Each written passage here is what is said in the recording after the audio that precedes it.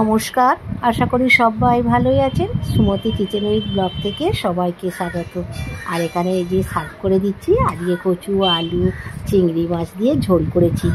আর কচু আলু চিংড়ি মাছ দিয়ে ঝোল কিন্তু দুর্দান্ত লাগে খেতে, দারুণ টেস্ট হয়। কীভাবে কচু আলু চিংড়ি মাছ দিয়ে ঝোলটা করলাম আপনারা প্রথম থেকে শেষ পর্যন্ত দেখবেন, আশা করি ভালোই লাগবে।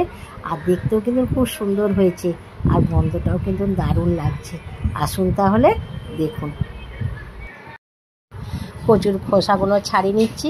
ভালো লাগবে চ্যানেলটিকে সাবস্ক্রাইব করবেন, আর পাশের বেল বাটনটি অন করবেন, সবার সঙ্গে শেয়ার করবেন, লাইক করবেন, আর কমেন্ট করে জানাবেন আজকে কচু চিংড়ি মাছ দিয়ে ঝোল কেমন হয়েছে। এইগুলো হচ্ছে গাঁটি কচু, একে গাঁটি কচু বলে। কচুর সব খোসাগুলোকে ছাড়িয়ে নিয়েছি, এবার কেটে নিচ্ছি। একটা কচুকে 4 টুকরো করলাম, এরকম করে সবই কেটে নিচ্ছি।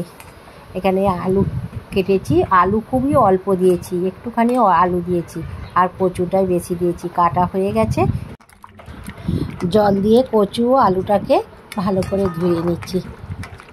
আপনারাও এই রকম করে কচু আলু দিয়ে চিংড়ি মাছ দিয়ে তরকারি করবেন, খুবই ভালো লাগবে, খুবই টেস্ট হয়।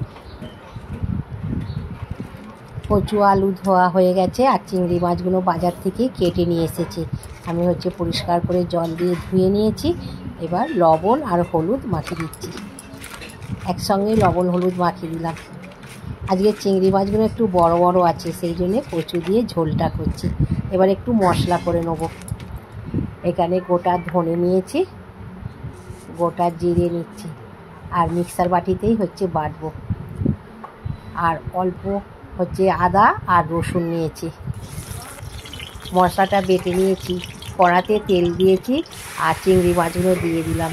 চিংড়ি মাছগুলোকে একটু হালকা করে ভেজে নিচ্ছি। ভাজা হয়ে গেছে, এবার ঢেলে নেবো। ঢেলে নিয়ে কড়াটাকে ধুয়ে নেবো। চিংড়ি মাছগুলো ঢেলে নিয়ে কড়াটাকে ধুয়ে নিয়েছি, আর একটু গোটা জিরে ফোড়ন দিয়েছি, একটু তেল দিয়েছি, দিয়ে আলু কচুটাকে একটু লাল করে ভেজে নিচ্ছি। একটু সবজিকে ভেজে রান্না করলে খুব টেস্ট হয়। আর সবজিটা ভালো করে ভেজে নিয়েছি।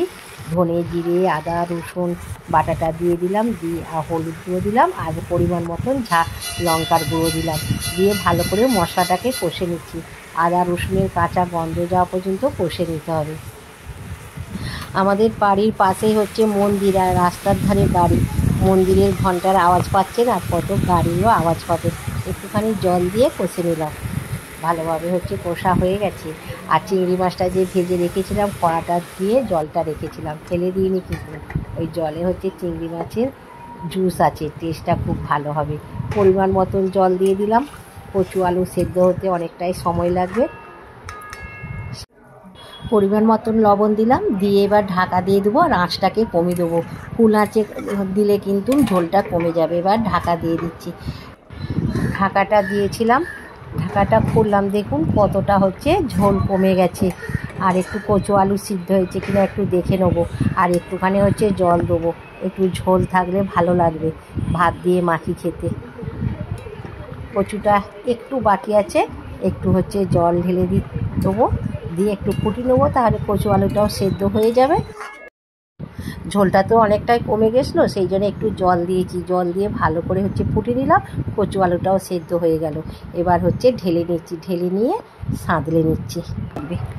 তরকারিটা ঢেলে নিয়েছি, কড়াটা ধুয়ে তেল দিলাম, 5 ফোড়ন দিলাম, দিয়ে তরকারিটা ঢেলে দিচ্ছি। তরকারিকে একটু শেষেতে সাঁতলে নিলে সেই তরকারির টেস্টটা আরও ভালো হয়। এবার একটু সর্ষে বাটা দিচ্ছি, যেহেতু কচু চিংড়ি মাছ দিয়ে তরকারিটা করছি, কচুতে একটু সর্ষে বাটা দিলে টেস্টটা আরও দ্বিগুণ হয়ে যায়। এবার ভালো করে ফুটিয়ে নিলাম, এবার ঢেলে নিচ্ছি। এখানে ঢেলে নিয়েছি, দেখুন বন্ধুরা কত সুন্দর লাগছে। আশা করি প্রথম থেকে শেষ পর্যন্ত দেখেছেন। কচু আলু চিংড়ি মাছ দিয়ে ঝোল। আবার একটা কোনো নতুন রেসিপি নিয়ে দেখাবে। ততক্ষণে সুস্থ থাকবেন, ভালো থাকবেন, আর অবশ্যই আমার পাশে থাকবেন। নমস্কার।